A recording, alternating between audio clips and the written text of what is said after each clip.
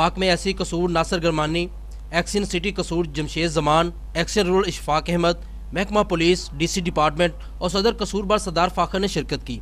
आगाही वाक का मकसद लोगों को ये बताना था कि बिजली चोरी एक जुर्म है, जो भी इसमें मुलव्वस पाया गया इसके साथ सख्ती से निपटा जाएगा।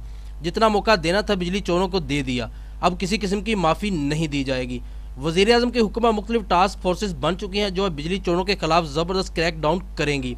इस मौका पर एक्शन कसूर जमशेद जमान का कहना बिजली चोरों ने बिजली चोरी बंद ना की तो उनके लिए उन्हें हमने तमाम मौके फराम कर दिए हैं। इसके बाद इंशाल्लाह ज़बरदस्त किस्म का क्रैक डाउन होगा। बिजली चोर जो हैं वो पाकिस्तान के दुश्मन हैं और आखिरी बिजली चोर तक हम ये मुहिम जारी रखेंगे।